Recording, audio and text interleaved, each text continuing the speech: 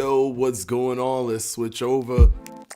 What is up, my family? What's going on, guys? We got Hashim, of course, Hashim 47. Thank you so much, my mans. This is the 10th episode of Boxing Fanatico Live. You've been in all 10 episodes, and you're the first to comment in all 10 episodes. Unbelievable.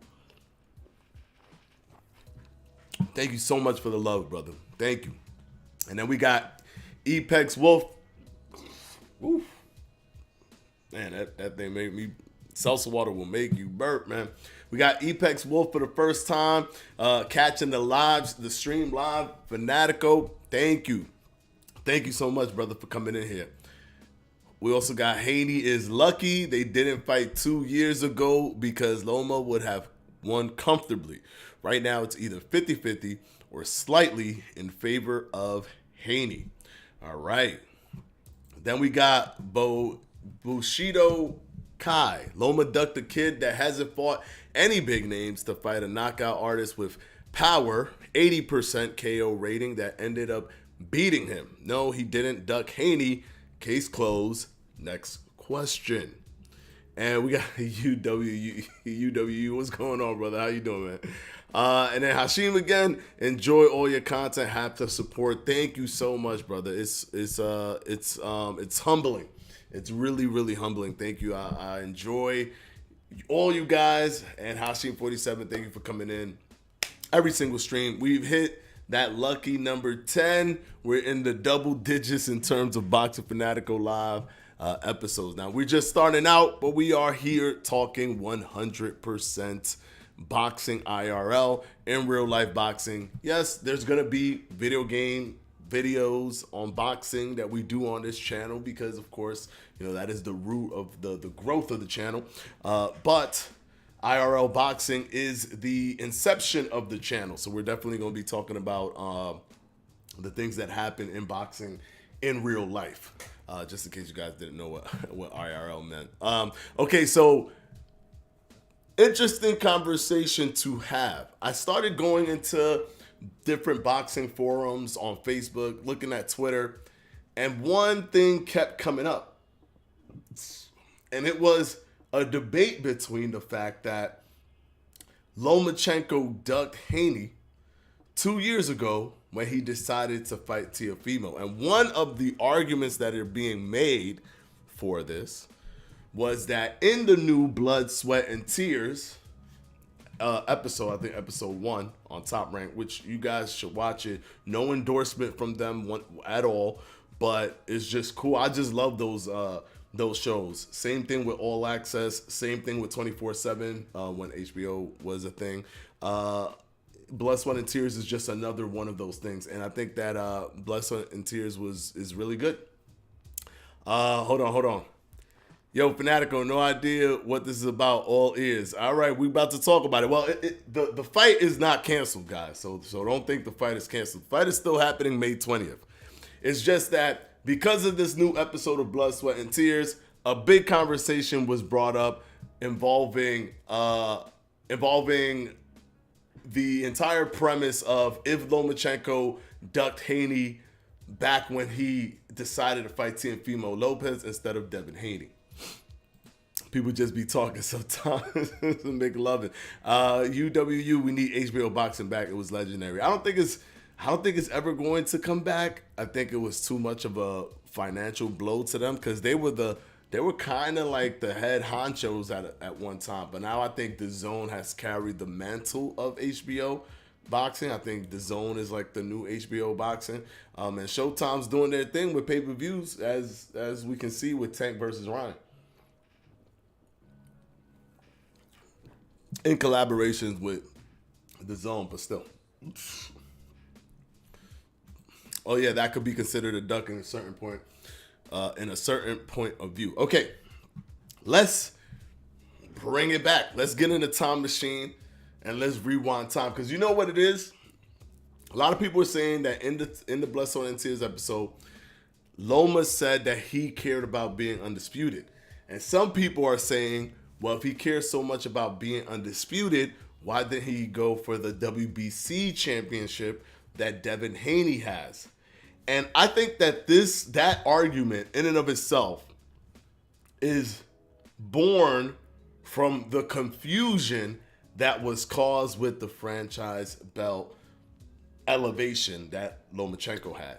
This is what I think. I think that argument only exists because of what ended up happening with the franchise belt confusion.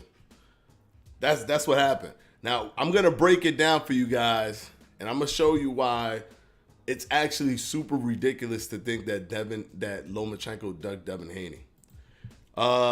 Bushido Key, DAZN putting ads in the middle of a fight on screen for $80 Yeah, I don't like that, but that's called that's like doubling down. I don't really, you know what I'm saying? Like, if I pay for it, this should be a thing that doesn't have ads in it, but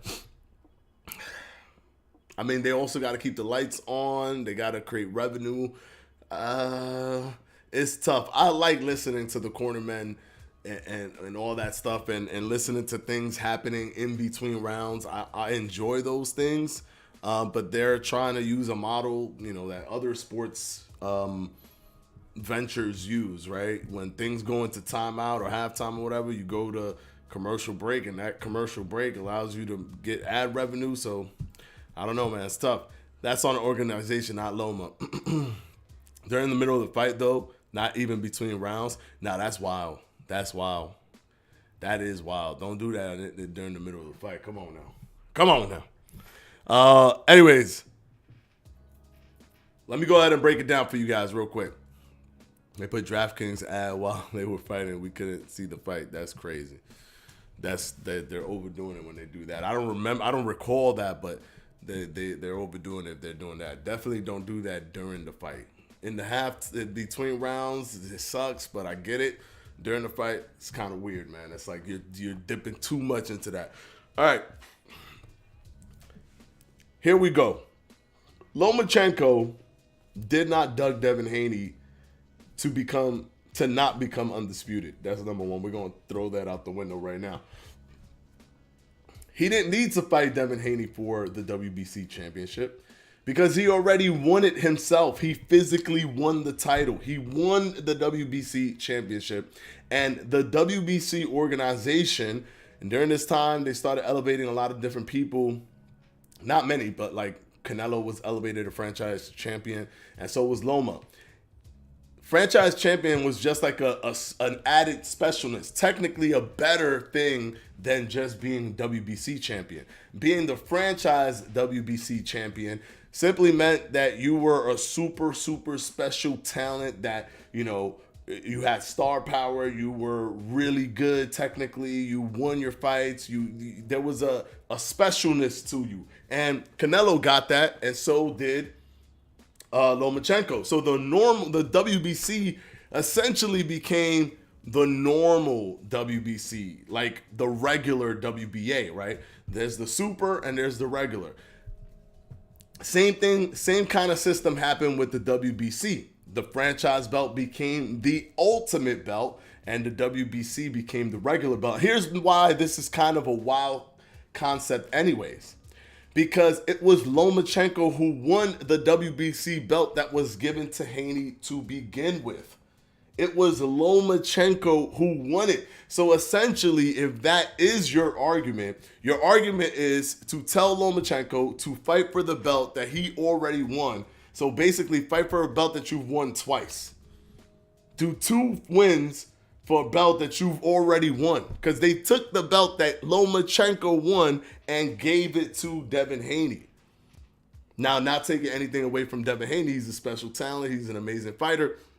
And he proved himself by beating Kambosos for all the belts and actually just completely shutting down that whole confusion that was happening with the franchise belt. But Lomachenko actually went and got the belt in a fight, and he didn't want to give it up. He was just elevated to franchise champion. He didn't ask to be elevated to franchise champion.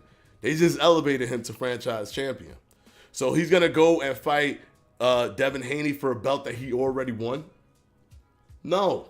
So him being elevated to franchise champion created a lot of disingenuous arguments And trust me, I've seen it, right? I've seen it because YouTube is filled with like it's like a cesspool of like my side versus your side, my team versus your team, kind of boxing fandom, right?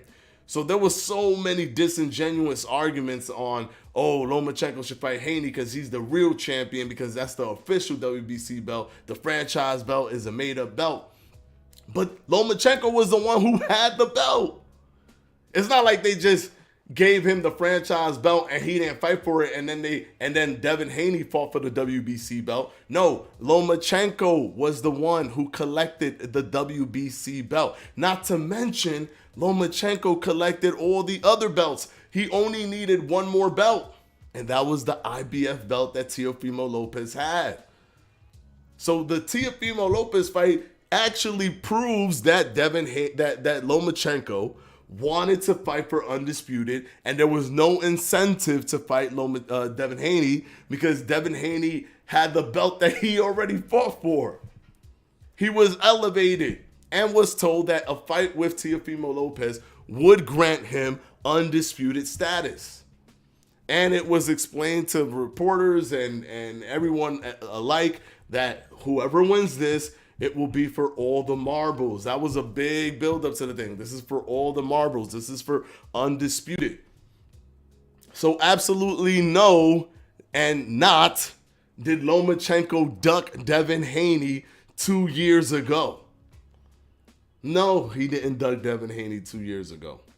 He simply did not want to fight him because, one, it was super confusing anyways. Was he going to fight him to fuse the WBC belt with the franchise belt that he already had, that they removed from him to give him the franchise belt? Will they give him the WBC belt if he already had it and then got it taken away to replace it with the franchise belt? Is that even a thing to do? Like, it was an incredibly confusing situation, one that didn't lend to wanting to be undisputed by facing Devin Haney. All it did was create a scenario where what happens with the WBC belt. Now, fighting Teofimo, that creates undisputed. The thing that's crazy is that WBC, the organization, did not anticipate that Lomachenko would lose to Teofimo Lopez. And that's exactly what happened. When Lomachenko lost, excuse me, that's when the confusion went through the roof. Because it highlighted that the franchise belt was an actual belt that was transferable, right? Which means the belt can move from one person to another. It's not just a title that they give special fighters. It's a title. So it looks like the franchise belt is the official belt. So technically, Devin Haney holds the regular belt and the elevated belt at this time because he beat Teofimo. He beat Kambosos. But did they fuse it now? Is it fused? Does he have two? Who knows? Who knows? So they downgraded Haney. Crazy. No, they didn't downgrade Haney. Haney didn't have a belt. They gave Haney the WBC belt because he was like the next, like in the rankings, he was the next one. So they gave it to him. He didn't even fight for it in a vacant kind of matchup where he could get it in a vacant thing. But granted, he's defended it since. So this is not an attack on Haney by any stretch of the imagination. I still respect Haney. I still think he's an awesome fighter, and this is a great matchup between him and Loma. And I super respect Haney for going out and changing promotional teams to make things happen, right? Like he did when he jumped to Top Rank. But the point still lies is that not only did he not fight for it in a vacant kind of contest for the belt, he was given the belt because he was the next in line in the rankings or whatever for WBC. He was given the belt.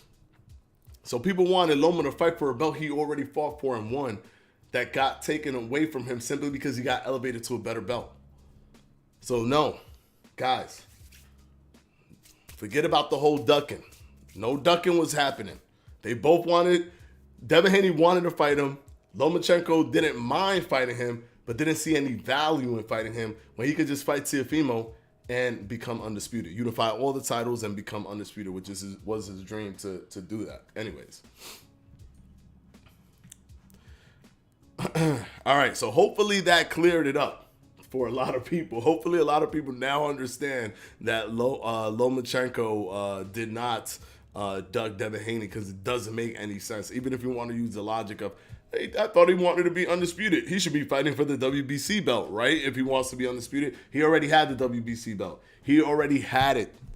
He had he had the super belt, which is the official one, not the regular. He had the super one. So he already had it. He didn't need a fight for that. But I get it, because franchise belt was not in the equation before and was a brand new concept. It was incredibly confusing, and it's got even more confusing because the way it was being worded was, oh, you know, this whole franchise belt thing is simply to acknowledge these awesome superstars like Lomachenko and Canelo, but then backfire because Lomachenko lost, and then it's like, no. It was for undisputed, so therefore the belt is transferable. So it became a very confusing situation, but nonetheless, he won the WBC belt fair and square and didn't lose it. They elevated him. So that's the confusion part. Just confusion happening. Got it. Yep, that's all it is. All right. Let's keep it to 4 belts for each division. That will make it a lot clearer. Yeah, I know, but here's the thing. There's a lot of money in boxing, right? There's a lot of money in different fights. So they'll have a WBA super, right? And that even happened because of Floyd. Like, that happened because of Floyd Mayweather. They elevated Floyd to super status, and because Floyd was super, people were confused. Is this transferable? Is it not? Then it was shown to, yes, it is transferable. But because you're super, you don't have to fight mandatories. There's no mandatory stipulation with the super belt. So at the time, but now there's a mandatory stipulation with it. So it's just incredibly confusing. I think the thing is, they think that it's a short-minded thing to bring awareness to their belts, or make it so that a superstar is consistently holding their belts, and their belts kind of get promoted. Like, if you're a sanctioning body, you want somebody like Canelo to want to have your belt and wear your belt. That helps with the brand, right? Same thing with the WBA when they lifted it to super for Floyd Mayweather. That helps with the brand, even though Keith Thurman got the short end of the stick with that, because he became the regular WBA, and now both the regular and super exist. And even Tank won the regular belt without having to fight for the official super belt. So it creates even more confusion because there's just too many belts in boxing. I don't mind the 4 belt era. It's just that there's so many different belts even below those 4 belts when it comes to the world titles. There's national titles too, right? There's WBC national titles. There's WBC, like, based off of the country that you're in, the place. There's so many different titles, man. And then there's like the interim, title that shows that you're about to. There's so many different ones, but the ones that matter is the supers, the supers, and like the WBA, the IBF, the WBO, and the WBC franchise, or maybe not anymore. Who knows? But those are the 4 that matter. So if somebody's a WBA champion, if they're the regular champion, it don't matter, because regular don't mean nothing, because the official one is the super one. All right? So that's the thing that causes confusion. I don't know why they do that. But yeah, sanctioning fees, of course, brings a lot of money. Just being extra for cash, exactly.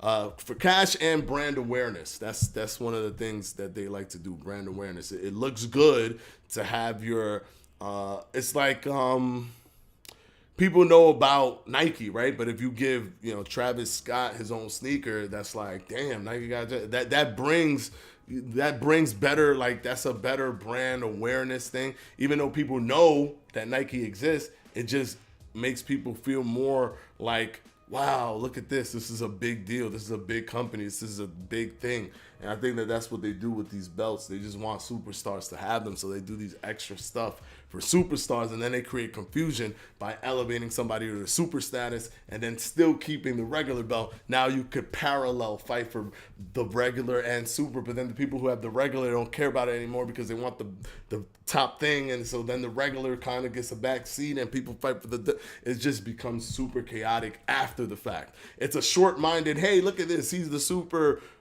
WBA champion or he's a franchise champion. It's so short-minded. Because once they lose, once things start going into chaos, and it's transferred to other people, it's like, well, what the heck does this mean? And what happened to the other belt? So, yeah, weird. They do tax for them sanction fees. Yep. Yo, I'm a little late. It's all right, YouTube Boxing 6007. You still here, man, and that's all that matters. Rogish. A dude with more than 4 belts is dumb. Whoever's going to be out here with 22 belts at the end of 2035. I mean, the 4-belt era started very recently, right? For a while, we were in a 3-belt era. But then now we're in a 4-belt era.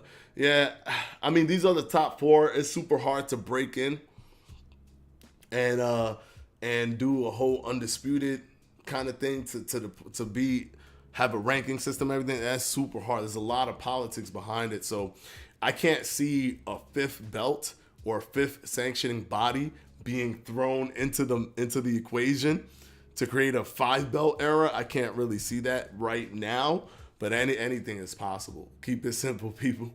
Yo, King Juice, what's going on, brother? We got the king in here. King Juice. All right, one thing that I definitely want to talk about, I got it prepared, actually, now that we've cleared this whole Lomachenko. By the way, does anybody in this chat still think that Lomachenko dug Devin Haney after I've explained that whole thing as to why, no, that is not the case? Does anybody still think that he ducked Devin Haney? Please let me know. If not, we'll move on to the next topic, which I want to get you guys. I want to get you guys thoughts on this. Rogish said, "Nah." All right. Nah, I never thought that. Okay, cool.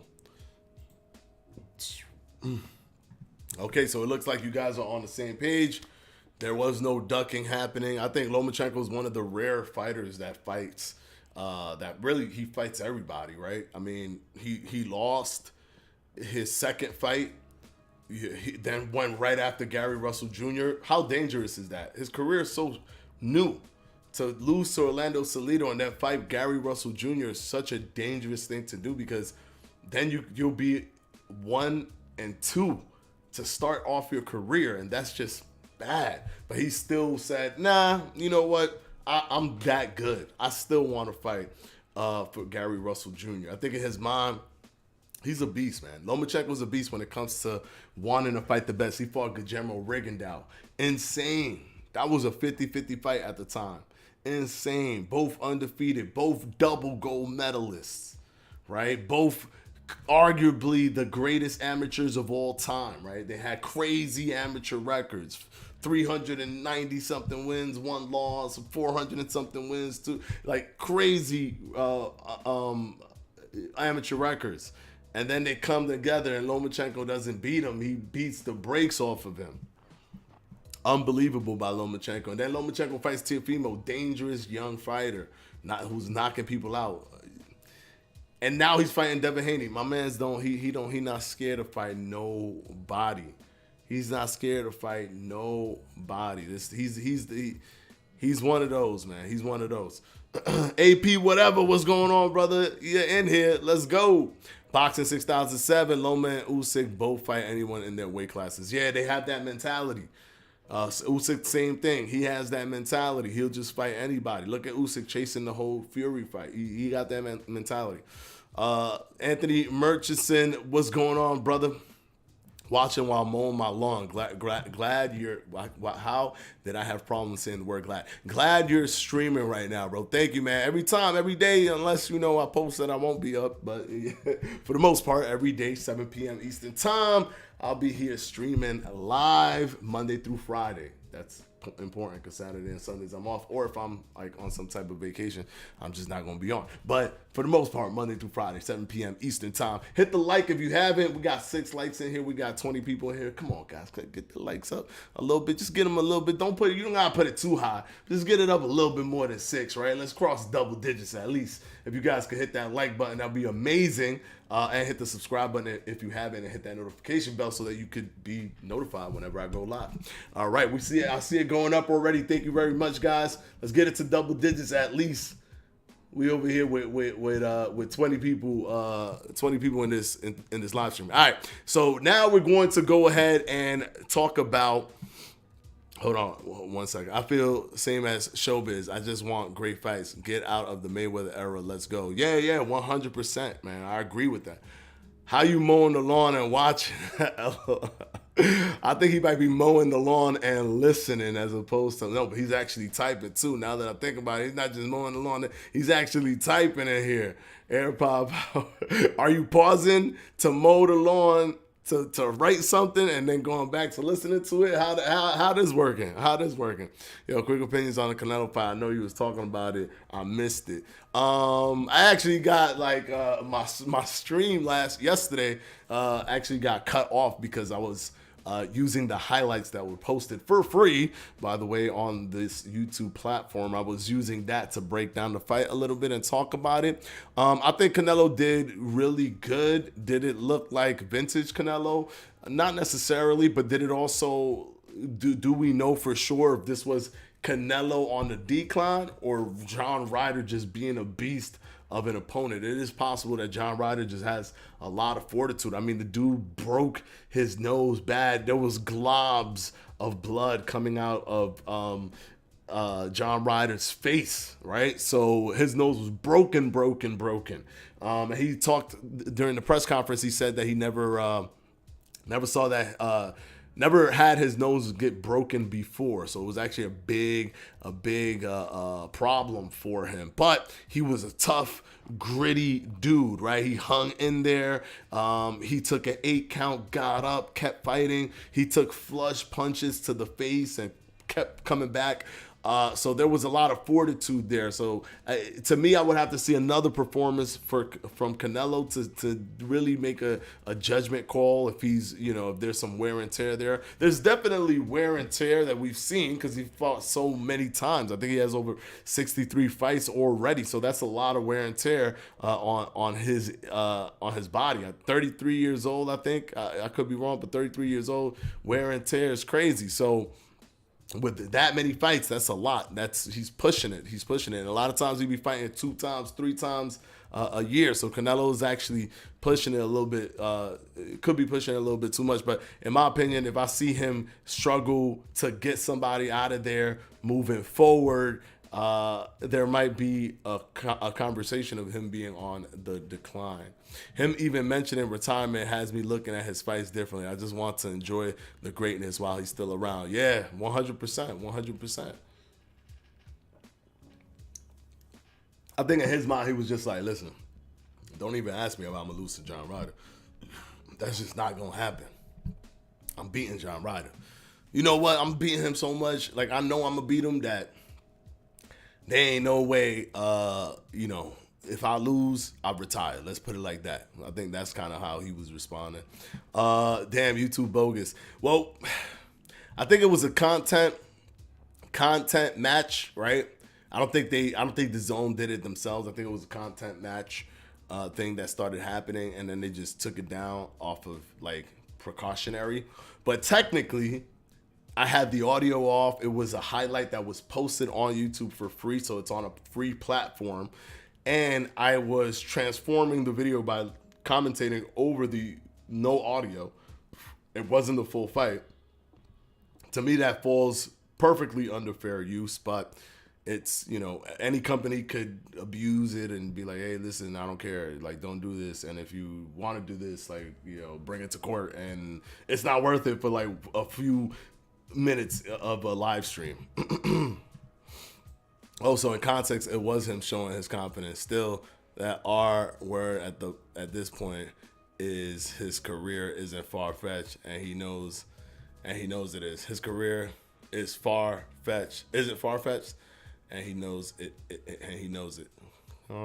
That R word at this point in his career isn't far-fetched, and he knows it. Oh, okay. Oh, now I see what you're saying. I had to reread that a few times. Yeah. He's close to. He could be close to retirement. 33 is pretty old, man. It's pretty old. All right, so now let's get to something that I found interesting, and I want to kind of talk about it with you guys. Let's look at this. Let's transition over. Let's look at this right here. Jake Paul was annoyed because he was told by well, actually, let's go ahead and play this, right? Let's go ahead and play this. Let me get my audio up too. I think my audio's off. Okay, here we go. Let's go ahead and play this. Let's bring it back over here. Nate, with you fighting people like Andre Ward and sparring Hall of Famers, how much confidence did that give you, knowing that you've seen stuff that he can't do since he's not a future Hall of Fame boxer? I don't know who you are to say that I'm not a future Hall of Fame boxer. What's your resume look like? See, I've done more for the sport than any boxers in current history. What has Floyd Mayweather done for women's boxing? The list goes on. I've changed the whole entire game, brought a new 70 million followers to the sport. I've put on bigger pay-per-views than some of these Hall of Fame guys. Ryan Garcia, Gervonta Tank Davis, 800,000 pay-per-view buys. Me versus Tommy, 830,000. So you want to talk about Hall of Famers? You want to talk about resume? Yeah, I'm building it up, buddy. I just got started in this game. This is my 8th fight, and I'm fighting Nate Diaz, one of the biggest MMA fighters in history. So yeah, that's my resume. Nate, would you Okay. Thoughts? I definitely want to hear what you guys have to say about this. What's your thoughts on that rebuttal that he just gave? What's your thoughts? Yeah. It did do 1.2 million. I don't know. And he, according to the information that was given to everyone from the zone directly, it was around 730 or 750 that he did. So I don't know where he pulled those numbers from. It's kind of weird, but maybe those are internal numbers that he knows that we don't know, right? He could know better. He could have a more, he could be closer to the actual numbers than we are when it comes to his personal numbers. So he may have done 830 after the bleed, right? Because some you might have an initial number, but over time the number completely bleeds out or drips out, and then you get the full number or whatever. So he might be right about his numbers going up to 830, but we've already been confirmed that 1.2 million between both the Zone and Showtime was the amount of pay-per-views that were sold for Gervonta Tank Davis versus Ryan Garcia. So I don't know where he got 800,000 buys. I don't know where he got that. But let's see. Nonsense from start to end. Okay, bro. Stop it. Jake needs to be humble and acknowledge what dude is really saying. Yo, we got a ball critic in here. Man, this brings back a lot of memories from back in the days when I used to go live on boxing video games. Love to see you here, brother. Love to see you here. His side hustle stats is 100 for sure. I respect the numbers, but he's still at the early level. Man, Jake got merit in that point. Floyd don't gotta do nothing for women's boxing. Jake did that because he felt he had leverage. It was one of them things where he did it to say he did. Okay, cool. Respect the sport and the killers in the ring. Okay, that's rogue-ish. Jake did 775,000, I heard, but it's probably over 800K by now. Yeah, it's because, of course, there's that bleed-in or whatever. There's that bleed-in that happens. So it is possible that he's a little bit over 800K. He might be embellishing a little bit. He might have done like 820K and he's saying 830. Who knows? We don't know because we don't know the exact numbers. We only know the number that they publish after they're comfortable publishing the numbers, which is like usually it takes about a week and then we get those pay-per-view numbers. I can't wait to see what Canelo pay-per-view numbers are coming out of this John Ryder fight. I get what he's doing, but I don't pay much attention to what he says because I know it's going to be some BS like that. Okay. All right. AP, whatever. And Jake isn't the only human that could have shot women's boxing up like that. It just so happened to be him. He needed to chill. Me never even beat a real fight. He needed to chill. He never even beat a real fight. Okay. No doubt, man. Always going to support. Thank you, brother. Thank you so much, Synth F Ball Critic. I love it, man. I love it. All right, so I think there's a two-part thing to this, though.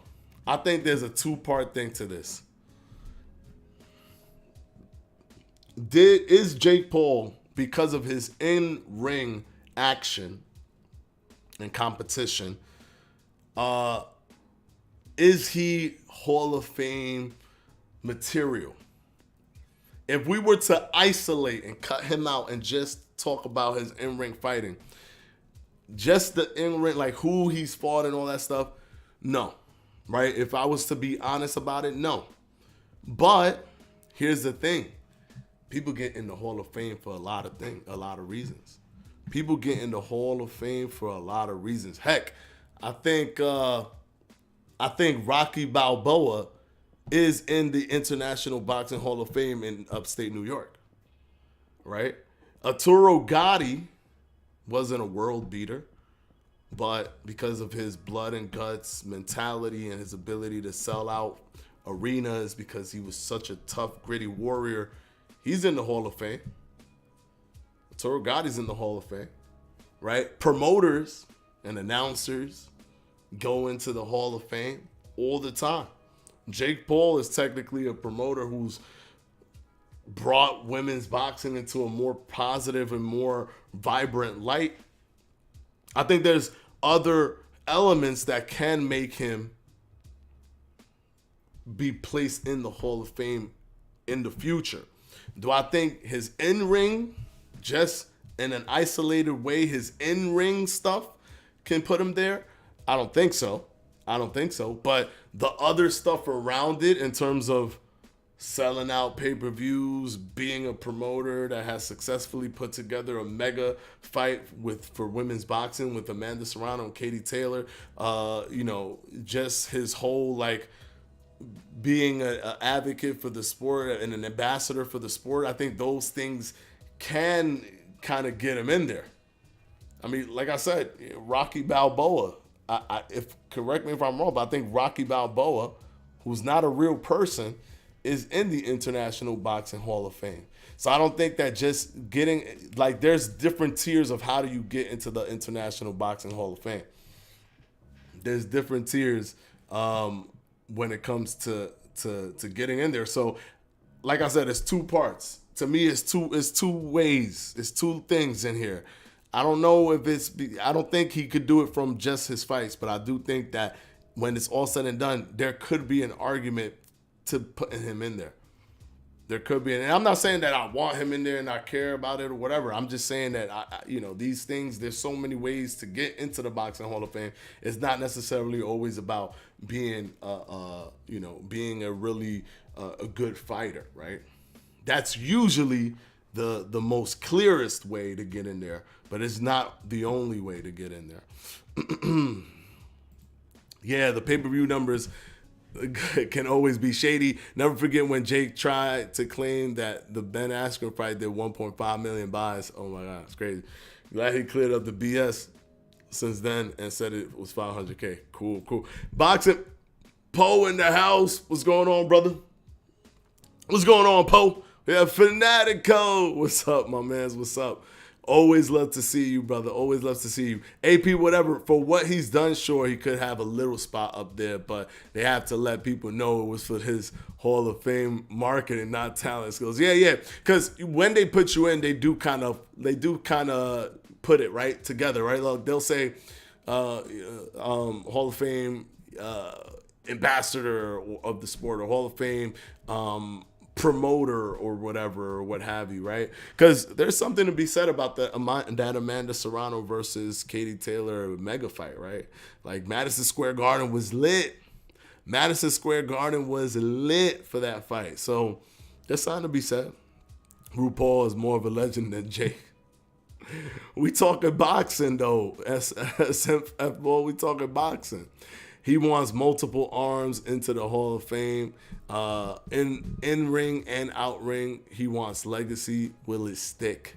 Well, we'll see. We'll see. He's about to fight Nate Diaz. I think him losing to Tommy was the best thing that could have happened for his career, to be honest. Now I want to see how much pay-per-view buys he does without the whole mystique of, can somebody just finally beat this problem child, right? Because that was his thing, right? I called it the Floyd Mayweather aura, right? He had a Floyd Mayweather aura, and I always have to preface this by saying I don't mean it in the sense that he was as good as Floyd or whatever, brash as Floyd. I just mean it in the sense that people were paying to see him lose. People were paying to see Floyd lose. Floyd never lost, therefore people kept paying. People were paying to see Jake Paul lose. Jake never lost until Tommy Fury. Are people still going to pay? Are people still interested? I have a sneaking suspicion that people will still somewhat be interested in the theatrics of like Jake Paul fighting a Nate Diaz, right? Because of the craziness of Nate Diaz, and just because, you know, he's known, right? He's within the public zeitgeist when it comes to the casual fans. So I think that people might still show up to see him fight, but maybe they don't show up as much. And he probably does something like 500,000 pay-per-view buys when it comes to him versus Nate Diaz. I think he could bump that up a little bit if he fights KSI, simply because of the star power and the history behind that. But right now, with Nate Diaz, I think he does something in the ballpark of 500 to 600,000. I could be wrong, though, but we're going to have to wait and see. Yeah, facts. Jake's good with all the Boxing Bullies Foundation stuff and the women's boxing marketing, but he'll most likely never become a great boxer. I think it's a little bit too late for him to become a great boxer. He could keep trying. There's no harm in trying to do that, even with the knowledge that you won't do it, but you get as far as you possibly can. It's like the saying, you reach for the stars, and even if you land on the moon, if you don't make it to the stars, you still created progress, right? You still did something. I think that that's kind of like the mentality that people have when they're successful. They shoot for this high thing, and just shooting for that high thing and literally working towards it, even if you don't get there, just the process and the progress of moving towards it actually puts you in a better position than you were before you started progressing towards that goal. So I think that that's something that, he's thinking of it in that way. So when he talks about it, he talks about, I'm going to be great. I want to be great. And even if he knows, hey, you know what, I might not make it there, he still can go further than where he was before he started. Lomachenko has 19 fights and was a 3-division champ. His opponents' combined records are 511 wins with 43 losses. It's because Lomachenko's a beast, man. It's because Lomachenko's a beast. There definitely is something to be said. He definitely creates spectacles, yes. Devin has 29 fights. Undisputed, and his opponent's combined records is 417 wins and 150 losses. Devin Haney's still a beast, though. Devin Haney's still a beast because, he beat people like Linares, Jojo Diaz. Those were tough fights. He became undisputed by beating Kambosos. Those are tough fights. This fight is a real fight, right? There isn't hype being put from one side to the other. Like, no one has to pretend that the other one can beat them so that they can sell this fight. No one has to say, oh, he's a tough guy, he's gonna come to fight, he wants to win and he's gonna come, whatever, to take the crown, he wants to be champion. Nobody gotta sell it for someone else. This is a 50-50 fight on all in the 360-degree view of this fight. This is a real 50-50 fight. So I don't think this is a fight that needs to be sold in the way that we need to know that one actually can fight the other. I think both of these guys are big, are really good fighters, are big fighters, and we'll see May 20th. But I think that this is going to be I think it's going to be a really close fight too. I think it's going to be a really close fight. Somebody's going to edge it out. It's going to be a clear winner, I think. But this is going to be a pretty tough fight for both Lomachenko and Devin Haney. Number one was no one was ducking Devin. You don't go after Tio if you're scared of Haney. Yeah. I mean, I think you came in. I guess you saw the title. We've already passed that conversation, but I understand what you're saying. Yeah, I've already broken it down. It was definitely, in my opinion, not a duck by Lomachenko back 2 years ago, considering the fact that there was so much confusion with the WBC belt.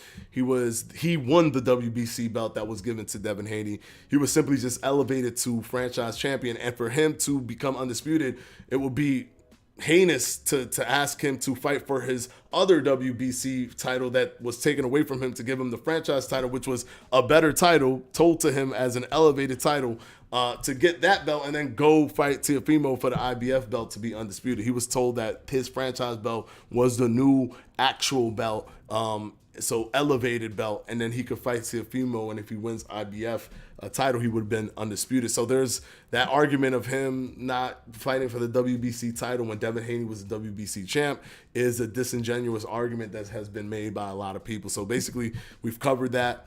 Lomachenko 100%, in my opinion, didn't duck Haney. He simply didn't have any reason to fight Haney at that time. Haney was also not that big of a star at that time as well. So there were so many negatives to fighting Haney that didn't come with losing or fear of losing. Just simply not the next thing for him to do when he wanted to become undisputed, which was 100% to fight Teofimo, which he lost the fight. Yeah, that created even more confusion because the franchise belt became transferable. Yeah, it was pretty crazy. But yeah, we've already spoke about that. That was basically a fast rundown of what we talked about in regards to Lomachenko not actually ducking Devin Haney. YouTube Boxing 6007. I think I may have overestimated this pay-per-view buys the Nate fight will do. At first, I thought it would surpass 1 million. Ooh, I don't think the Nate Diaz fight would surpass 1 million if the Tommy Fury versus Jake Paul fight didn't surpass 1 million. I think that's a little bit too high in my opinion, but now I'm thinking it does 700, 900K. Still good, but not huge. I don't know if it does that high. I have a feeling that the aura of Jake Paul not losing was a big selling point, right?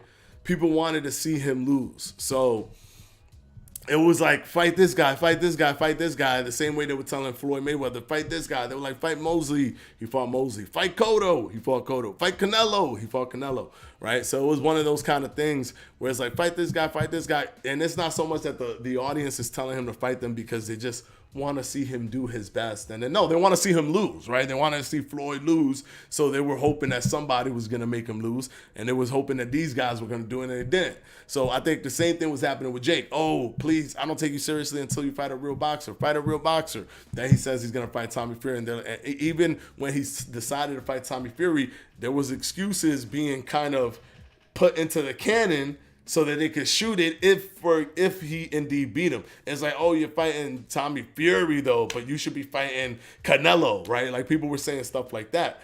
So they were putting ammo in the cannon, but once he lost to Tommy Fury, then they put the ammo away, they put the cannon away, and they were like, you see, you fought a real boxer and now you lost. We knew it. So it was one of those kind of things where people wanted to see him lose, and that was a big selling point. So that element of him losing is gone. That doesn't exist. So now we're in kind of no man's land for Jake Paul. So I just want to see. I think it'll still do good because I think Jake Paul commands a lot of star power, but I do want to see how good he does when that aura of losing is gone. This is going to be a telling fight.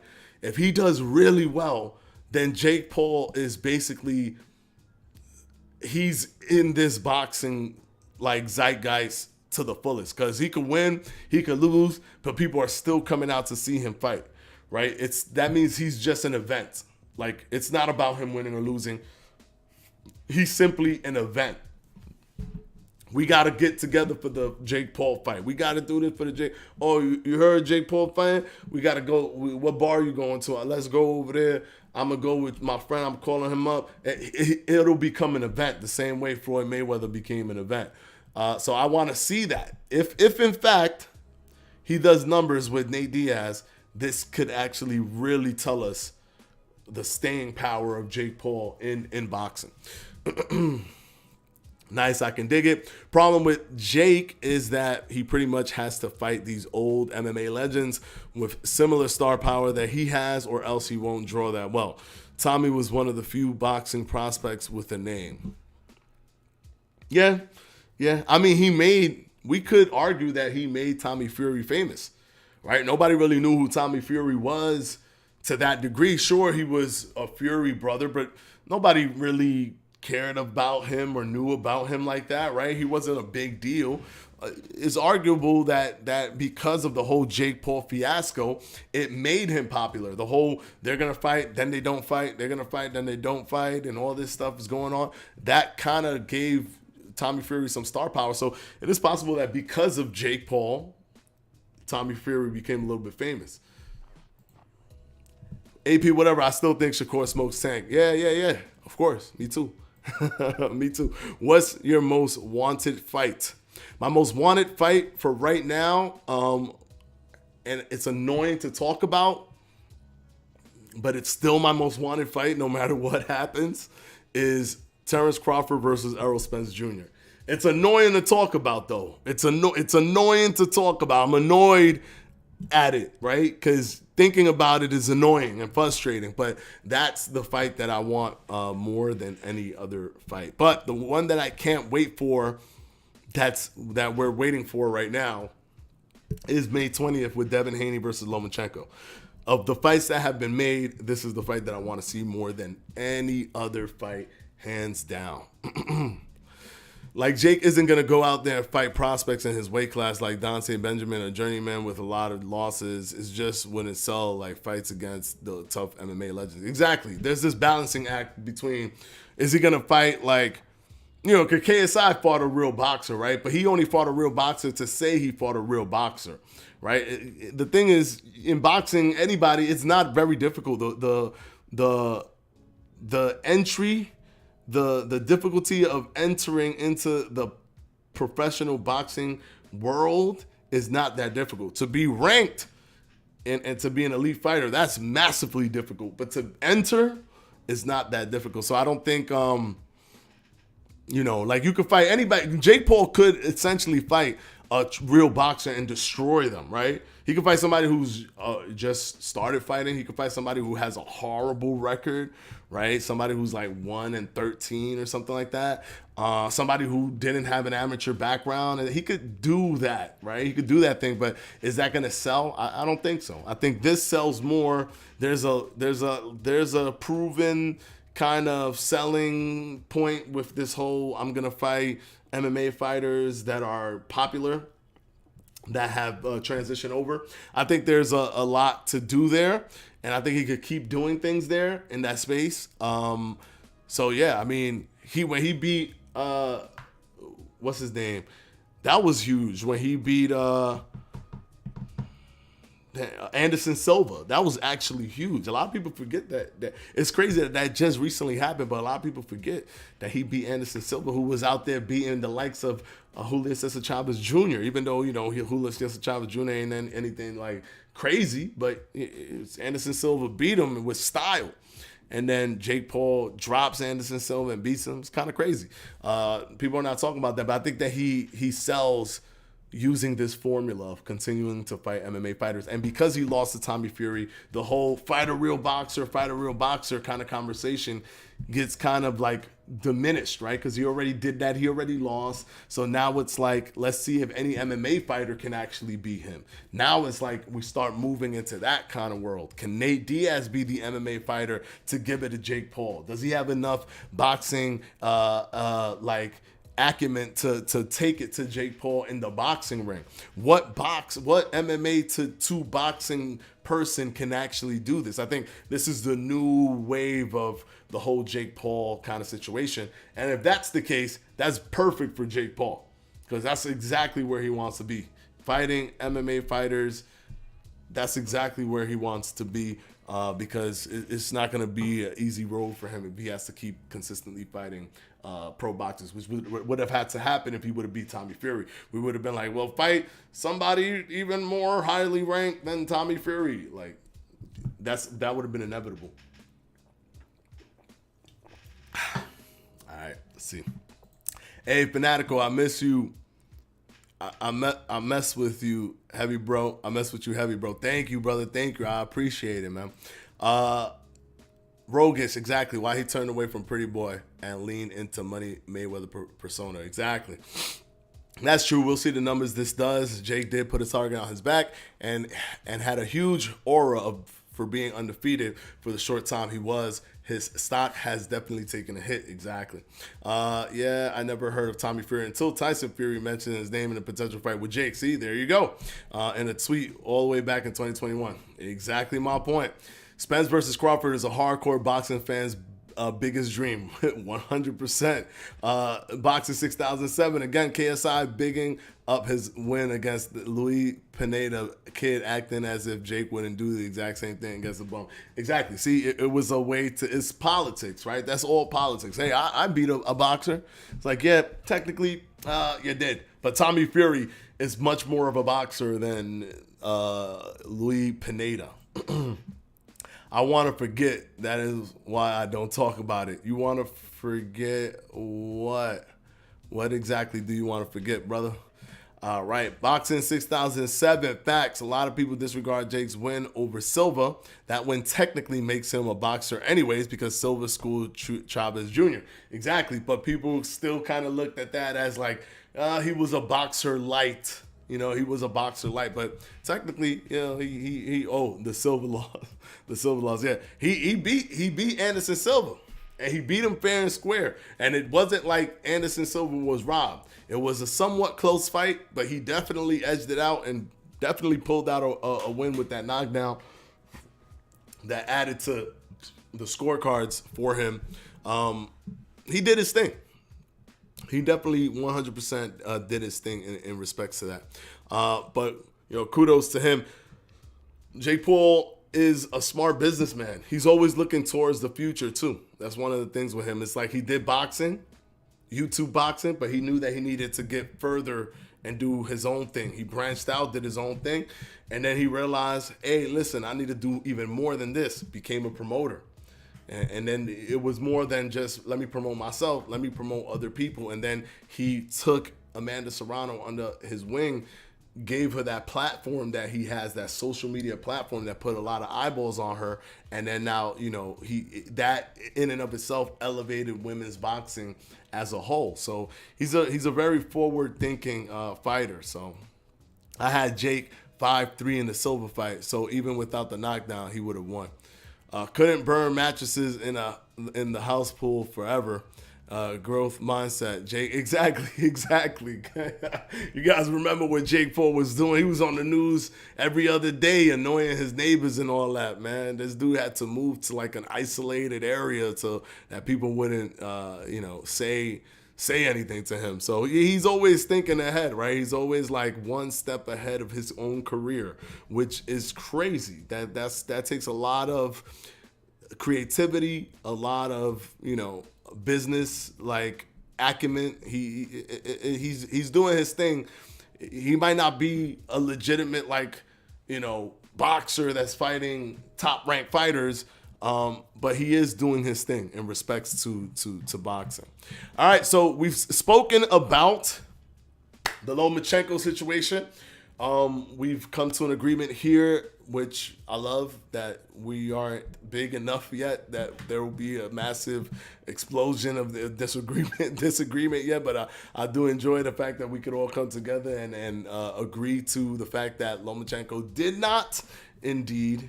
not duck Devin Haney 2 years ago, because it didn't even make sense to fight Devin Haney for so many different reasons, not just the fact that he was Devin Haney. There was just so many different reasons. Devin Haney wasn't popular, didn't have the official WBC belt. Anyways, Teofimo Lopez had the IBF belt that would make him become undisputed.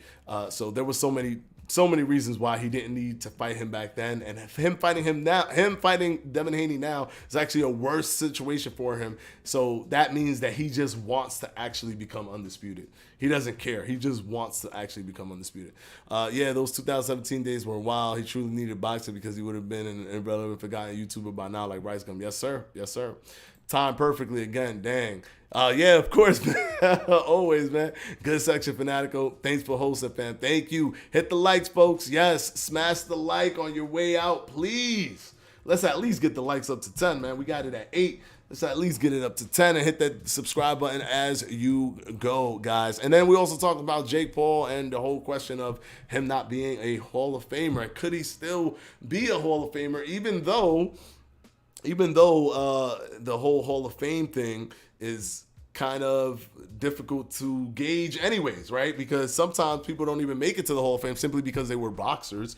They make it for so many other reasons, like being a commentator, or being an announcer, or being an advocate, or being an ambassador, or being Rocky Balboa.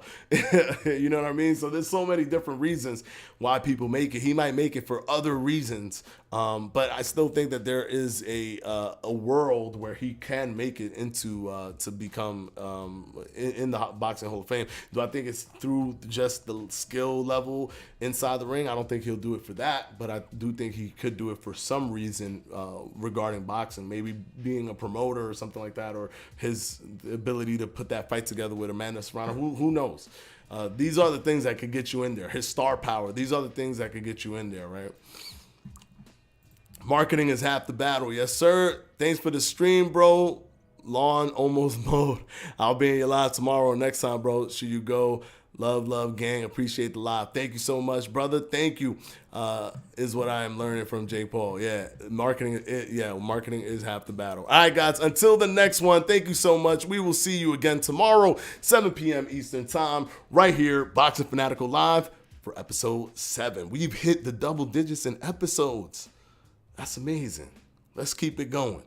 All right, guys. Until the next one. Peace out.